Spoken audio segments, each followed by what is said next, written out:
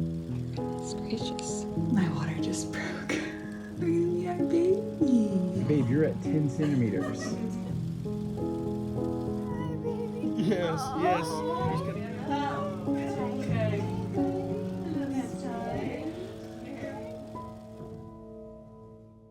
Well, hello you guys.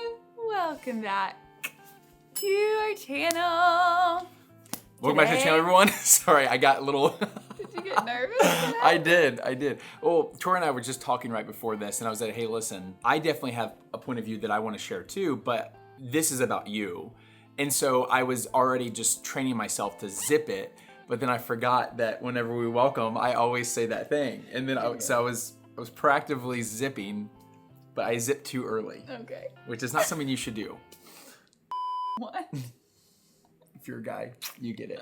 Oh gosh. Okay, anyways, you guys, well, we're about to share sweet Noah Samuel Masters' birth story, and it's kind of crazy because I'm genuinely so excited to share his birth story. With Micah, it was really different. It took us weeks to even really be able to talk about his birth story. There was a lot that we had to process, and so going into Noah's, there was a lot of prayer. I know a lot of you guys are praying too that it would be a redemptive birth, and it was 100% that. I actually have a little time log of everything that kind of occurred. I'm just gonna go through it with you guys. We have both boys sleeping, so I'm gonna try not to ramble, but I feel like God is so in the details of the story, which is really cool. So the day before Noah's due date, 4/4, which is hilarious. Yep. Can we just side note this real quick, because both of our boys are so funny. They both skipped 2 very cute birthdays. So I was saying 4/4/24 would be so cute. Sounds super cute. Or even 4/6/24 would be cute because 4 times 6 equals 24. His actual due date was 4/5/24, and the boy was like, I'm coming on time. Yeah. But the day leading up to it, I thought we had another day. I really did. I did too. We went and we saw the midwives that day. I was leaking a little bit, which made me kind of curious if labor was gonna start soon, but as the day went on, I wasn't having any type of contractions or anything like that. I was just slightly leaking, where I felt like I needed to put a pad in. So sorry. Love that adjective. It's just the reality of the situation, you guys. And so then I am okay, I think this is gonna be my last night without baby. I just had that in my head. The next day was his due date. I literally had an influencer event for Carly Jean Los Angeles, which is one of my favorite clothing lines. I was excited to go to this event. I'm there's no signs of baby. I'll be there. I was going to bed. It was 9 p.m. I was literally taking a video of my belly, sending it to my friends. I think this kid is trying to find his way out. Yeah. He is trying to exit the ship. He was moving so much. I'll insert the clip. Gracious. Little Bubba, what are you doing? Getting ready to come meet us in person? Ouchie. Oh, buddy. That's a little uncomfortable for Mama. All right, Bubba. It's time to go night-night. It's time to go night-night. You got one more sleeps in you? Due date's tomorrow. Are you gonna come tomorrow? I feel like it was almost alien-esque. It's really funny. It's Arnold Schwarzenegger. Get out, everybody. Yeah. Sorry. Yeah. And I think it's a little odd for babies to move that much, that late, because a lot of times they run out of room. Yep. But apparently there's a lot of liquid. So long story short, I took that video at 9:30, and right before 10 p.m., I put a note in my phone. Here's the reality. I had really hard time sleeping when I was pregnant. So I was taking magnesium, and every so often I would take a Unisom, which is like a pregnancy safe sleep aid. And I was like, I think I got one more night, so I'm really gonna sleep good. So at 9, I literally took my magnesium and my Unisom, which is a sleep aid, you guys. And so I'm like getting drowsy. I'm like, okay, I'm gonna get a good night's sleep. I like whip my leg over my pregnancy pillow, and then all of a sudden, whoosh, my water breaks. Lord have mercy. And so right at 10 p.m., I take this video. Okay, so it's 10 p.m. the night before my due date, and my water just broke. I am currently, in this moment, filling up a diaper. I'm gonna go to the bathroom and change said diaper. And I'm having a contraction now. Okay, y'all, I think this is happening. Definitely my water. Oh my goodness gracious. Because I know I'm not in full-blown active labor. If I can get some sleep, that's the goal. But I'm definitely gonna let my midwives know that my water broke. This was not ideal. I was kind of hoping my water wouldn't break until later on in labor. But I was messaging with Melena earlier, and she's like, don't stress about that. So I'm not stressing about it. I'm just excited because I know baby's coming. And so we're gonna meet our baby. And so at this point, Chad is actually upstairs sleeping because we were doing kind of shifts at that point. Micah was actually having a really hard time sleeping, and he was like, babe, why don't you just get a really good night's sleep? I'm gonna go sleep upstairs, make sure Micah's okay. I was like, you know what? I'm not gonna tell Chad yet because my contractions weren't really happening. Right after my water broke, I felt somewhat of a contraction, but I was like, I know what a contraction feels like, and this is definitely just early labor. Mm-hmm. So I'm gonna try to get some sleep, and I don't want him to know yet because then I just felt like he wasn't gonna sleep as well, and I knew I needed him rested. Yeah. And again, it's only 10 p.m. I'm like, for sure this baby isn't coming till tomorrow anyway, and so I'm gonna let him rest. So I laid back down. I put on a movie. I put on The Holiday. It's one of my favorite little movies. Mm-hmm. And I'm like, it just makes me happy. So I put on The Holiday, and my contractions at that point were 15, 23 minutes. They were so sporadic, and I was so drowsy that I was actually able to sleep in between contractions, which was awesome because that was the one thing that everyone said in the first labor was try to get rest when you know that you're in early labor. And I didn't do that at all. Yeah. And so this time I was like, I'm going to rest. And so I was so happy, honestly, that I had taken the sleep aid stuff because I was able to push the adrenaline down a little bit of oh my goodness, baby's coming, and actually just relax. I kept kind of falling asleep in between contractions. And then around 12:30, my contraction timer thing that I was doing, because I was trying to keep track of it because I didn't know how long I was sleeping in between. They were 7 to 9 minutes around 12:30, and my thing kept saying go to the hospital, and I'm like, well, I'm having a home birth, so we're chilling. And so I was I'm just gonna keep sleeping, but I'm gonna I let my midwife know, I let my doula know, and they were prepped and ready for me to call them. I was like, go ahead and get your bag packed. My water broke and they're coming, but they're not we're not there yet. Then around, I think it was 2:45, I was like, oh, okay, I'm starting to have to breathe through these contractions. I was still so chill though, that I was I don't think we're anywhere close. But my app was your contractions are 4 to 5 minutes apart and they're consistent. And I was like, shoot, I think I'm supposed to call people. Yeah. And so I called the doula first, and I was like, hey, this is the thing. This is what's going on. I'm about to wake Chad up. And so then I call Chad, and I was like, hey, babe. And he's like, are you okay? And I was like, yeah, everything's good. But I think we're about to have this baby. So if you want to come downstairs. And he was like, wait, what do you mean? Are you having contractions? And I was like, well, my water broke a couple hours ago. And he was like, what do you mean your water broke a Yeah. couple hours ago. And I was like, but everything's good. Like, and he's like, you sound fine. And I'm like, I know. That's why I don't think it's close, but my contractions are close. He comes down. People all start showing up around 3. But what are you thinking at this point?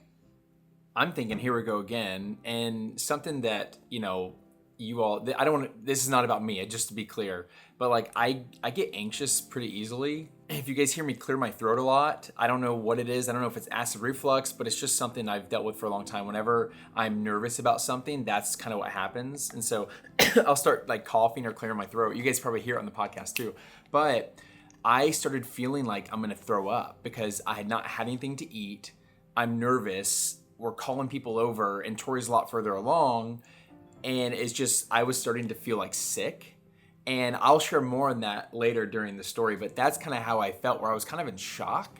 I'm like, wait, it's like we knew it was going to happen, but when it's happening, you're like, oh my gosh, like her water broke, like we're going to have a baby soon. Yeah. And so everyone starts arriving. I decided about an hour later, I was like, you know what? I really want to get checked, because they were thinking I was like literally close to transition, because I started kind of shaking, but I was like laughing and smiling and talking to them, and they were like, well, this is your second, like you might actually just be farther along. And I was like, I really don't think that I'm as far as y'all think I am yet, but will you check me anyway? And I actually just watched the video and everything is covered, but if you don't want to see it, obviously skip through. But as she's checking me, she, at that point, thinks I'm already 10 centimeters. Yeah. Because this is also TMI, skip if you want. My cervix was so, like, stretchy that she literally couldn't feel, like, where the opening was because it was so thin that she just thought I was totally dilated. Yeah. But looking back, I was probably only, like, 5 or 6 centimeters at that point. But we thought that I was 10. Wow. Babe, you're at 10 centimeters. What? It took us 35 hours last time.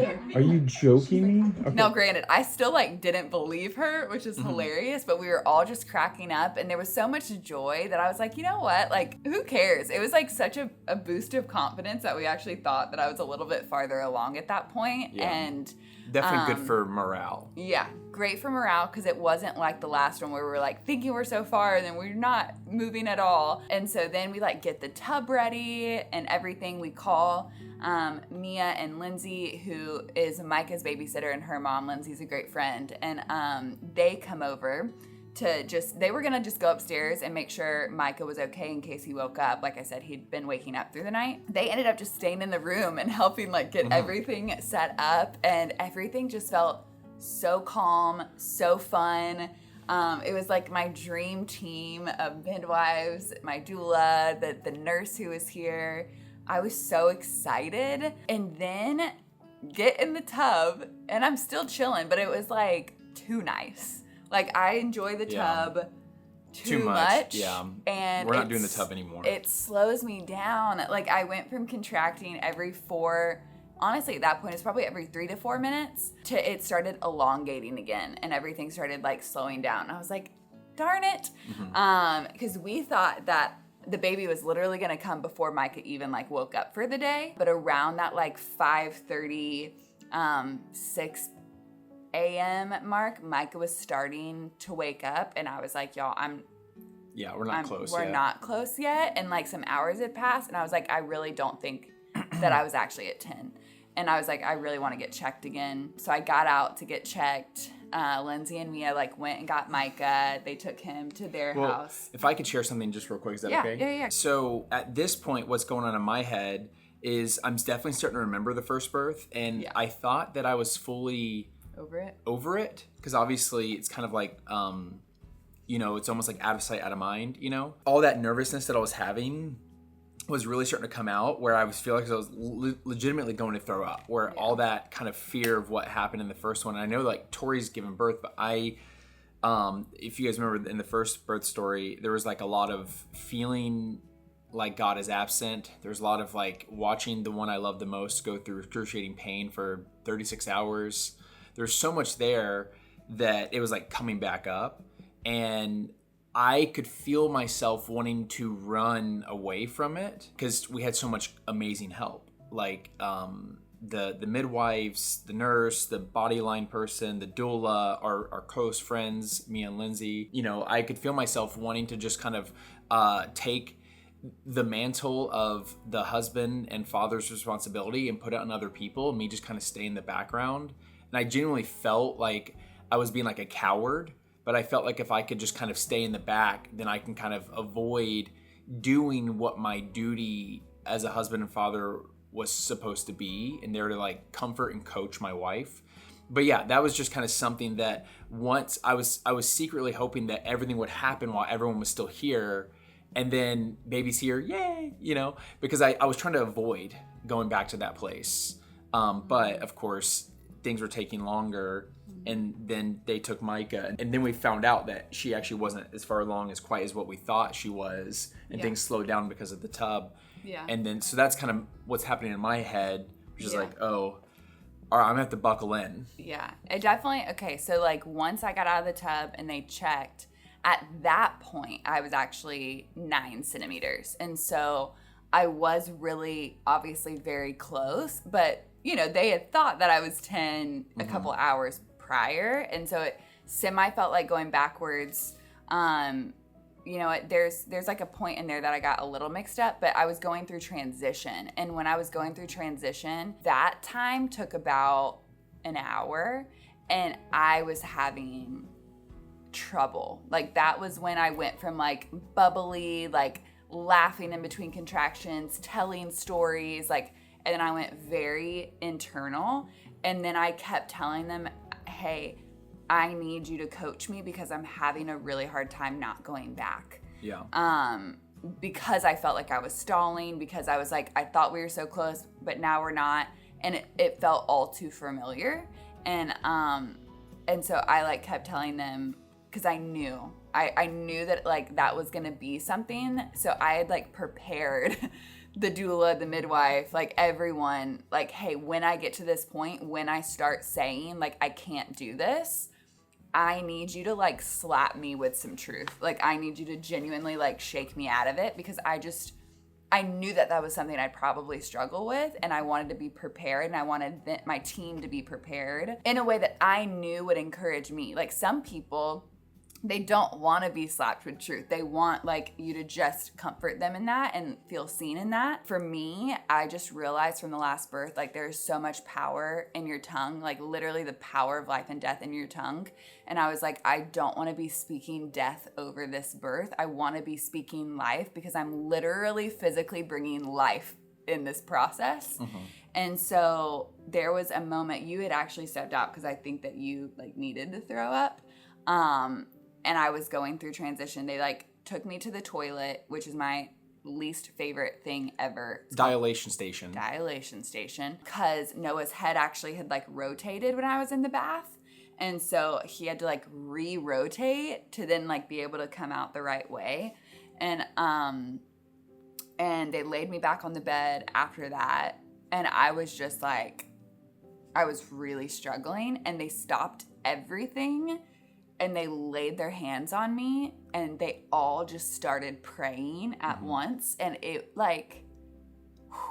just changed. Like something shifted when they all started praying, and it was exactly what I like needed in that moment. And then I was like, okay, I think I need to turn over and like get situated, and I need Chad like to be right here, because I really need like coaching, because I think we're actually really close. Like that was the moment I was like, okay, I think we're actually close. And then funny enough, I'm like laying this way on the bed. Everyone is over here. Chad, I'm laying on Chad's lap. I'm literally like bracing him, and I just remember him like looking me in the eyes and like coaching me and speaking scripture over me. And I knew it was the Holy Spirit. Like that was the most beautiful thing about this birth. Was the first birth, I didn't know where God was. I kept saying like, God, where are you? In this birth, he was so tangible and so present through so many people. And I just felt like the Holy Spirit just kept speaking through each and every person who was in the room. And like to have Chad there to literally be like holding me and speaking scripture over me. We had a prayer chat with like all of my girlfriends, and they were sending different scriptures and everything. And Chad was like reading it over me. And it's funny because they were praying for me to have like a second wind. And I feel like something shifted right before I started pushing, where I like literally got the second wind. Hi, baby. Yes, yes. You just got to get in this last little bit, baby. Okay, no fear, Yep. no fear. Yep. Yep. I'll share this real quick. Yeah. I think, as you know, when we shared in that first story with Micah, Tori and I came to this really heavy realization, and this is kind of the crux of the whole thing. So it's not to take away from her experience and what she's sharing, but we actually shared this on the Sunday Send, which is our newsletter, if you guys want to check that out. And we realized that what we were praying for in Micah's labor and delivery was almost to escape the pain. Yeah. Not to, you all probably heard this before, but during like a big thunderstorm or hurricane, cows will run away from it. And they'll keep running. They'll get so tired, the storm will catch up with them. Then they'll just end up staying in it for longer. Where a buffalo will see the storm and run towards it. That way, they're embracing it through a shorter amount of time. They're embracing the pain for a short amount of time, and so that's kind of the difference. And so this time around, we realized we were praying for comfort in the pain, not for God to pluck us away from the pain. Yeah. And it feels very similar to.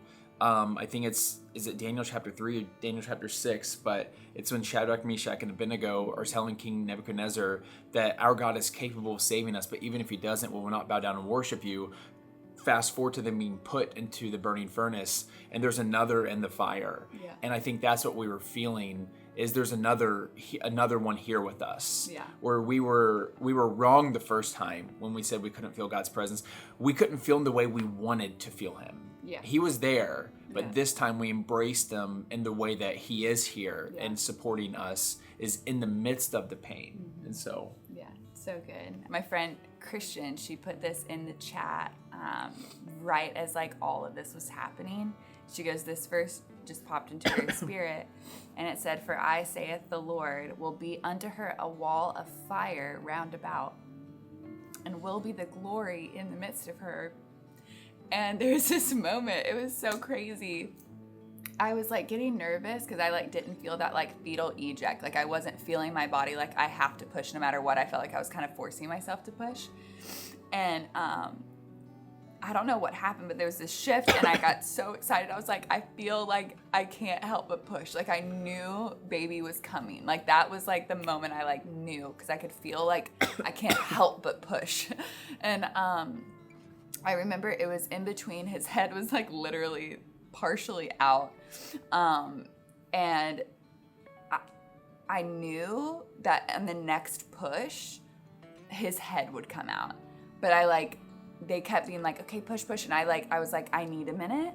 And I remember there was a shift change in the midwives. So like I had like two of the midwives that I was like really praying were there, and all of their team is amazing. So it really didn't matter. There was just like something about these two girls, and I was like, oh, I really want them there.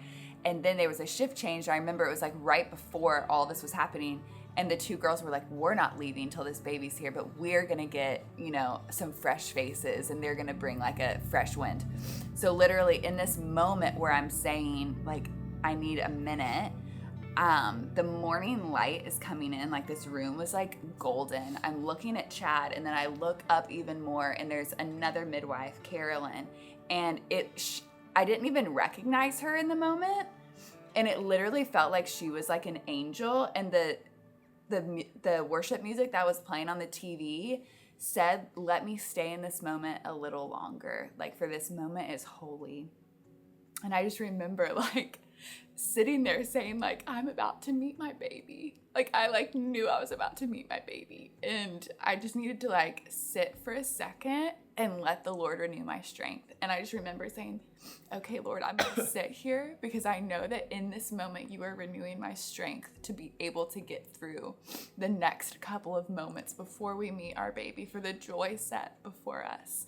And it was just such a holy moment. Like, I literally never thought I would describe birth as holy, but the whole experience just truly felt so holy. And as the other midwives were coming in, one of them actually took a video. It was really funny. She said as she was coming in the door over there, she said she almost felt like there's like a wall of fire protecting the room. Yeah. She was like, it was literally like the whole team surrounding. Like, I can share a screenshot of like how all the women were, how Chad was holding me and she was behind. Like, I literally just felt surrounded me either. I'm like, why did we wear sweaters? I don't know. So, felt surrounded. And now this is what's crazy. So, as Noah's coming out, I was like wondering why it was taking so long to like get the rest of his body out, like after his head kind of came out. And what was wild was I had actually like reached down and was feeling his head. I'm like literally petting his head, and there's video, I'm smiling like as I'm crowning, like only God. Yeah. And I'm like, it's There's a lot of okay, joy. buddy, like you can come, like we can't wait to meet you, like, and I was just like literally petting his head, and then I'd be like, oh, and then pet his head again. But his umbilical cord wasn't wrapped around his neck, it was wrapped around both of his shoulders like suspenders. And so he was having trouble. So that's what was like taking so long at the very end, was he was literally like trying to almost like push a yoke. push against these suspenders. I'm so glad for the team that we had, because it was like all hands on deck to like get the umbilical cord off of his shoulders so that he could like finish coming through.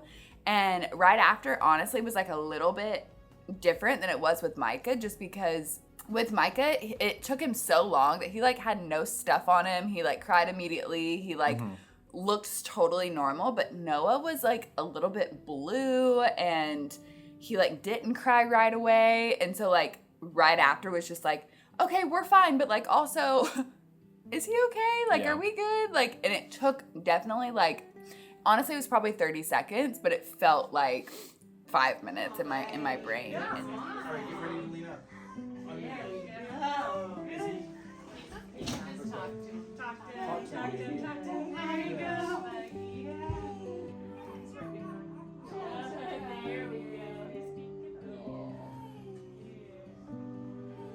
And then as soon as he cried and like went on me, and there was this moment of relief. And he's a big boy too. Big boy, 9 pounds, Over 30 9 pounds, ounces, 21 inches long or something like that. And but there's this really beautiful moment of you just like breaking down right after like he cried and we knew he was okay. Like all the stress and joy and like all the emotions you were feeling, like just you lost it. And me watching that video, like I lost it. And I'll try to see if I can like crop the video so that you guys can see it. We're not going to put our editor through that. Yeah, we're not going to send that to Jared. But it was, again, just a beautiful experience, and it worked out so well in terms of the prayer for like even the timing with Micah, because I was able to put him to bed that night. I remember being like, I don't think it's tonight, but like if it is, and I just remember like holding him longer and like embracing him and putting him down, and like that was something I'd prayed I'd be able to experience the majority of the labor, like he was asleep through. And then he got to go and play with his friends for a couple of hours during like his morning wake window. And then I had the baby before 9 a.m. and he came back over at like 10:30. Yeah, it was right before his nap. Yeah, right before his nap. He got to meet his baby brother. I think that we'll put that in like a different video, or maybe do it as like a short or something. But it was just so precious. And then he like got put down for a nap. We got to like snuggle and embrace time as just a new family of 4. Everyone left and cleaned up and did their whole thing, and then our mom showed up later that afternoon, and it was just very sweet. So sweet. Anything else? I think the redemptive part, it was not about the physical parts. It's about the soul change, the heart posture change. I think that's really what felt redemptive. Is we almost we feel like we were open to what God had versus demanding our own expectation on him. Yeah. And when you feel comforted in discomfort is really special. It's almost like when you feel loved, even whenever you feel unlovable. That's the gospel. And I think that's a really special thing to feel. And so it's not to compare both births, but I think we've just had a lot of maturing, a lot of growth. And also cut about 30 hours off of it, which was helpful. But again, a part of that was our fault too. Because the fact that Tori went to sleep and stayed calm, and she didn't go back into the tub several times to stall. There was a lot of stuff that we definitely knew better this time around. And so second babies, I think too, like your body just knows what to do. You knew what to do. I knew what to do. I knew like you've been here before. That so much of it was mental, so much of it was spiritual. Yeah. And just having the right team. Like honestly, looking back, like our plot twist of changing to a home birth was so God, like so God. And I think that was just confirmed over and over throughout even the birth experience. That again, it just was like, wow, God is here. Yeah. And honestly, I feel like I only had like 2 hours of like intense labor compared to like days of intense labor with the last. And so like you ran through it. Yeah. You're a buffalo. A really pretty buffalo. Okay, you guys. Well, that is our birth story with Sweet Noah. We love y'all. We hope you enjoyed. If you have any questions about like birth or anything, I am gonna do like a girl chat Q&A postpartum video at some point, so leave those in the comments below, and we'll see you guys in the next video.